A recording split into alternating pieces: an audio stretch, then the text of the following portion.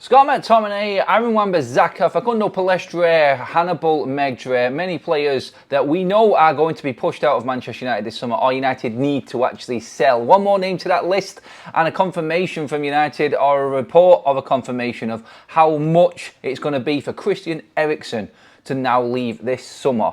We've all been wondering what's going to happen with Christian Eriksen. He did an interview the other day regarding his time at United, what he expects this season. He wants more game time. Obviously, he is not going to get that game time. We're all clear on that one. I think everybody understands it. I've got a challenge set for you guys. Is 4 million enough for Christian Eriksen? I'm going to tell you why it adds up to more likely to be about 12 million. But how much is Eriksen worth? 32, one more year left on his contract. What would you take for Christian Eriksen? Get your comments in below, guys. Please give this video a like. Make sure that you do subscribe. Only 50% of you, according to the stats, are actually subscribers who watch the channel. Please hit that subscribe button so you can stay up to date with everything going on. We're live and we're doing videos 3 times a day minimum, guys. Even when I'm on a break like I am right now, we're going to get into Christian Eriksen and give you an update on him and what has been said. Let's get into what is going on with Manchester United and the story on Eriksen now. So, according to Caught Offside, someone who Fabrizio Romano works with quite a lot as well, and Romano has sort of mentioned Christian Eriksen's name, but we're getting a bit more detail on this now. Obviously, we've heard from the player, like I just said, and everything that's happening there. So now we start to move on the club side of things, and it's been reported. I'll read the report out to you right now. According to Caught Offside, United are working hard to get Christian Eriksen off the books this summer in order to add more reinforcements to their squad. It is understood the Reds have set a low asking price of just £4.2 million for the Dane. The 32-year-old is out of contract at the end of the summer 2025, and he's not expected he will be offered another deal by Ten Hag. Both Anderlecht and former club Ajax are believed to be keen on Eriksen this summer and taking him to their club. So 4.2 million for a full-on Danish international in Manchester United squad does not seem like a lot of money. Break it down, no. Is he going to get game time? Guaranteed, no.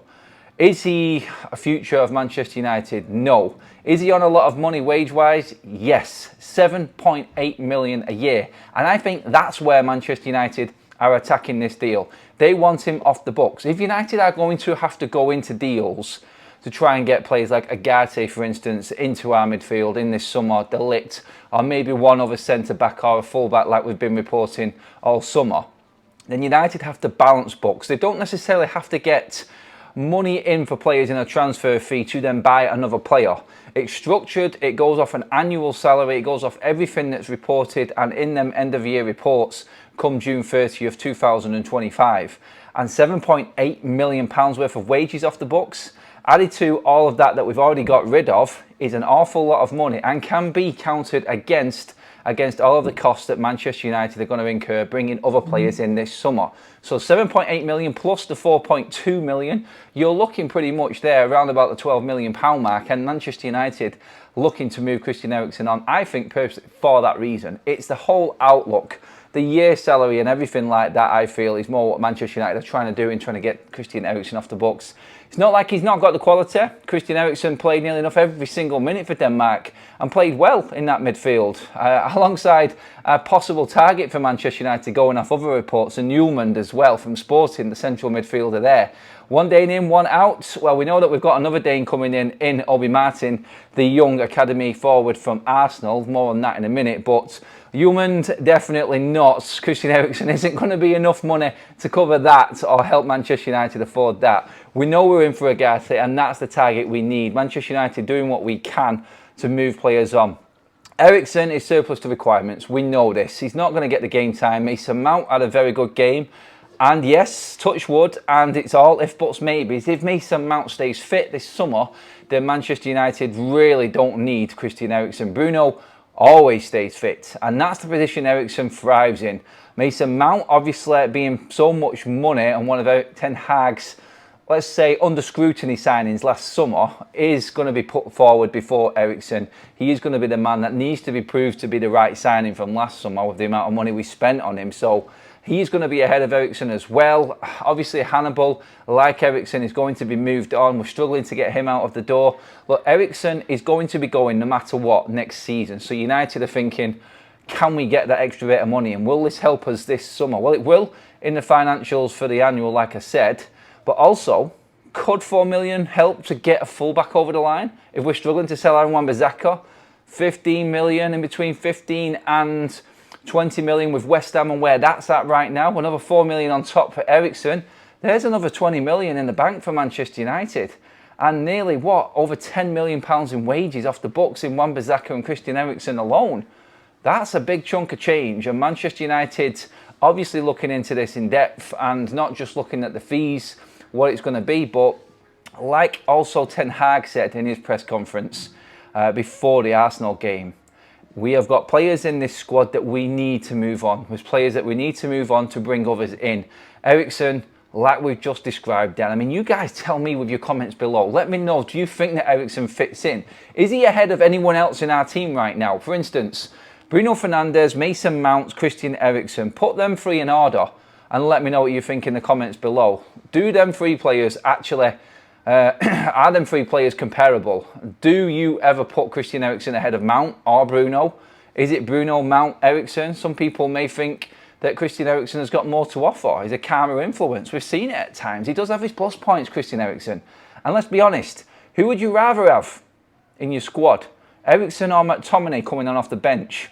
Now think about that for a minute, because Scott McTominay, as much as he has got his doubters, and there are plenty of them, and Christian Eriksen is head and shoulders technically miles ahead of Scott McTominay. But if you're looking for a goal, and you've got to put someone on the pitch that can cause damage or cause chaos in the area, who are you going with? Are you going with Scott McTominay or are you going with Christian Eriksen?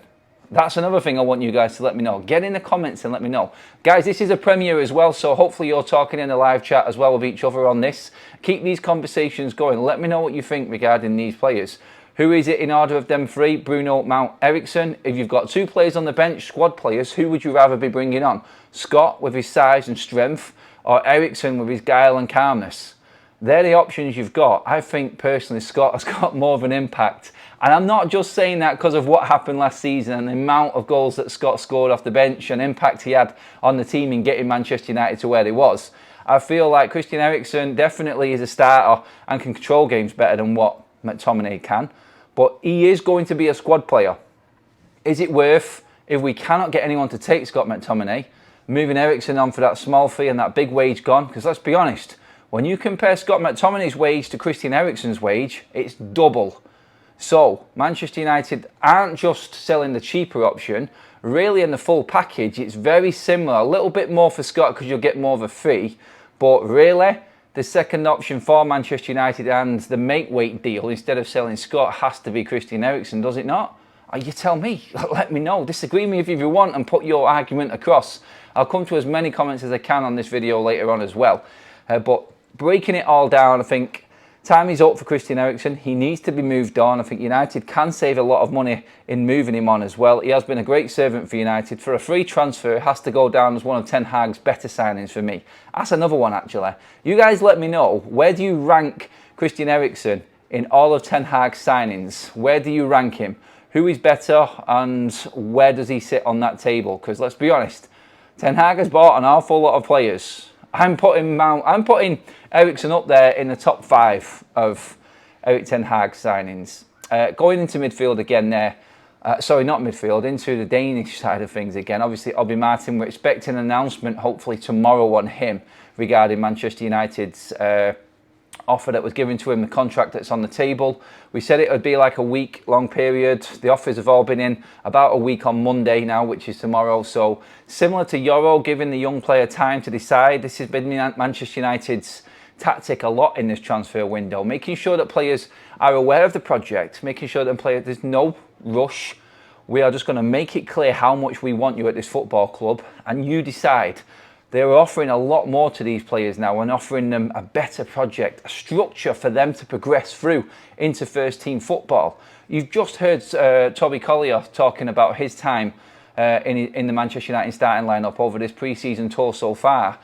He's played obviously in both games against Rosenborg and Rangers before we went on the tour. He started the game and played half of the game yesterday alongside Casemiro. Twice now he's played, and he's been bigging up playing alongside Casemiro and the experience and what he's learnt from him already. This is what these younger players are looking at now. There is there is a clear pathway for these young midfielders to come through. And we started the show with Christian Eriksen, the old guard leaving and the young guard coming through. This is where Manchester United are at right now, and this is the whole project of Ineos that's going on. This is everything that Manchester United fans in particular have been crying out for. The old age, quick fix players are no more. And if you get Eriksen for free, I've not got an issue with it. Obviously, it's not cost us anything, and it isn't one of them players that's going to stick around unwantedly for time to come either. So Christian Eriksen on a free transfer leaving now, I think is not a bad deal. And it's definitely not in the category of Ten Hag signings like Casemiro, although that wasn't Erik Ten Hag's fault. That was Murto in that stupid bid that we put in for him. It's a shame that it's Eriksen that has to go, but reality is Collier coming through, young lads coming through, better midfielders in place of Eriksen. If there was one player that needed to be moved on this summer, then it's definitely Christian Eriksen on that side of things. So yeah, on that. Wan-Bissaka and the update there, we said a bit about that this morning. And where West Ham are actually at. Manchester United are trying to get 15 and more for Aaron Wan-Bissaka. If Christian Eriksen adds to that, then yeah, it bumps it up a little bit. Fulham are going to be coming back in with another bid for Scott McTominay. Personally, from the noises that have been said and everything going on, it is not going to be enough, and it's up to Manchester United. Have we got enough in midfield? We just explained the situation with Eriksen there. Scott McTominay or Eriksen off the bench? Scott McTominay all day long. If the right bid doesn't come in for Scott, he stays at Manchester United, and then he probably triggers that 1 year extension and we look at it again. But as it is at the moment, I would probably say we're negotiating a new contract with Scott McTominay come the end of this transfer window going into next season, because I just don't see anyone meeting the asking price from United. Whether or not someone comes in later in the window, Manchester United will have to have their replacements ready to go. And this is where I think Manchester United now, with this structure of Ineos in place, are definitely in a better place. Because if someone does come in late in the window, like Fulham did last season, and Manchester United wasn't ready, United have got other players around. And United won't be waiting for Fulham. United will be asking Fulham, are you coming in with another bid? What's happening with the bid for Scott McTominay? Because we have got other players we need to let know as well. Before, it was just like United were just waiting around. Oh, you want a bid for Scott McTominay with three days left of the window? Oh, we haven't got any replacements because we're not run like a proper football club, so no, you can't have him.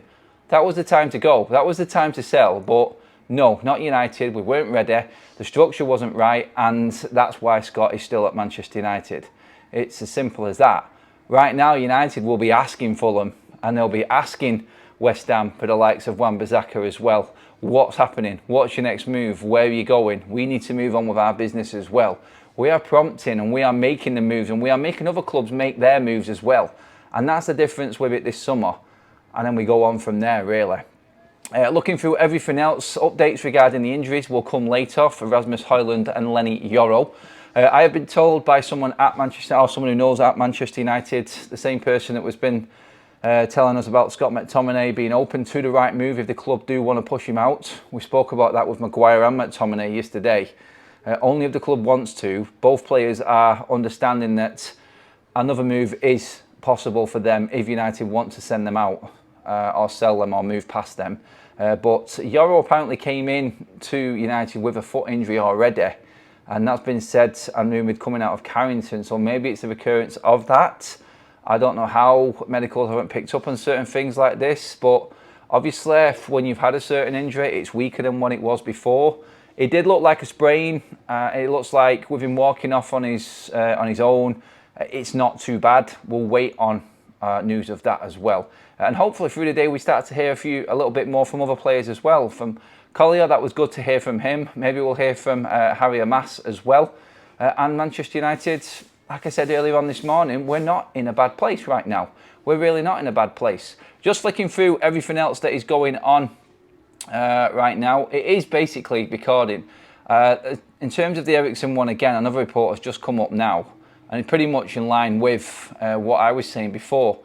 While the 4.2 million asking price from United for Eriksen seems remarkably low, it is not the fee that the Reds will care about this summer. I think this is exactly what I just said. It is expected that Christian Eriksen will depart in 2005 no matter what, and his sale this summer is more about getting him off the books so they can bring a player in for a long-term project. Eriksen joined United on a free transfer, so Any money the Reds can make this summer will be seen as bonuses by Ineos. Pretty much in line with what we just said regarding Eriksen. It's not so much the fee and the 4.2 million, it's the package, the wages, 7.8 million a year that Manchester United won't have to pay.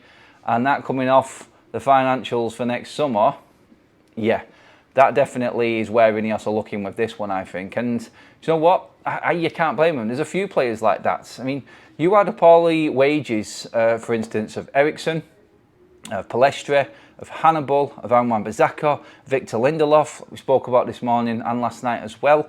All of them together are saving United a fortune in wages. And we're only looking to bring in 2 or 3 more players first team. So with all them wages off the book and Manchester United only having to bring in 3 more players, honestly, I feel like Manchester United will get Mazraoui in on cheaper wages than what Eriksen is. And if you add all of their wages together, them players that I've just mentioned, you could probably get UGARTE and Mazraoui in under all of them wages for all of them players.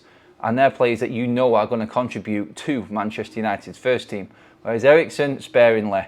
Palestre, definitely no. Hannibal, definitely no. Again, obviously Lindelof, limited. Although you're starting to worry with what's happening with Euro. If United don't bring another centre-back in, that we could still be seeing the likes of Lindelof and Maguire in that first team. I said it the other day, Man United are 2 injuries away from having Ole Gunnar Solskjaer's back 4 playing this season.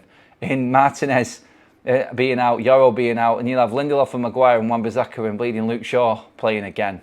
That's where it gets a little bit embarrassing for Manchester United. We cannot move on from the past because of what Woodward and what Murto and Arnold have done to this football club. That's where we're at right now. But everything else seems to be clear in terms of updates with Manchester United. We're literally waiting on the injury news with everything there. Ten Hag is also stressing the importance of injuries. That's basically prompting Ineos to buy more players. He needs more signings in. Expect another 3 signings at least, I would say, this summer with what's happening with Manchester United. Ten Hag, obviously, in line with Dan Ashworth, Berardo. Berardo is also over in the States. He has gone to a function in the park or something outside of the SoFi Stadium where 2,000 fans were. He is fully interactive with the fans, Berardo, and it's a breath of fresh air to see someone so high up within the club. Like, for instance, we've heard more from Ineos, Sir Jim Radcliffe and Sir David Brailsford in, 3 months than we have in nearly 2 decades of the Glazer ownership. Like, we've never seen our CEOs. The last time I can remember Woodward saying anything was when he came out with a stupid comment talking about United can only do things that other teams can dream of in the transfer window. Yet Omar Berardo has already sent a letter and a statement out to Must and letting the fans know what's going to be happening. He's now out in a park outside the stadium where United were playing last night in Los Angeles with 2,000 fans as well. It's a different world for Manchester United right now. It is a different club. And that's what the bigger picture is in all of this, I feel. We're making the right moves. Yes, they may seem small moves. And yeah, that quote, they're minor gains that Sir David Brailsford talks about. But they all go towards a better future for Manchester United. Let's hope that Euro's okay. Let's hope that Rasmus Højlund's okay. Remember the challenges and the questions I set you guys as well. Where does Christian Eriksen rank in Bruno, Mason Mount and him? And where does Christian Eriksen also rank in Ten Hag's signings while he's been Manchester United manager? Let me know what you think. I've got Eriksen in my top 5 of signings for Erik Ten Hag simply because of the quality of the player, the fact that we didn't pay anything for him and the contributions he has brought to the football club as well. So they're the challenges I've set. I want you guys to get your comments in below on them. Let me know what you think on both of them. Also, let me know what you think we should be getting for Scott McTominay and Aaron Wan-Bissaka, and how many more players you think Manchester United will bring in this summer. Those are your Sunday lunchtime challenges. Get them in the comments, let me know. Obviously, thank you for watching again. Please give the video a like. Make sure that you do hit that subscribe button to get in the know and up to date with all Manchester United news. We cover it wherever we are. We're live, on the go, constantly. No matter where, like we are now over in Mallorca, still live, still bringing you all the news. It doesn't matter. That's what it's all about here on Forever United TV. Get involved in the community and let me know what you think on all of the topics we've talked about. We will be back later with your evening update at 6:30 as always. And yeah, that is everything up to date. Thinking positive and looking forward. That's what it's all about, United fans. And remember that.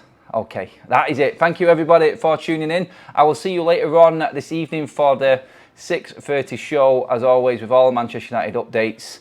And have a fantastic rest of your Sunday. See you later, everyone.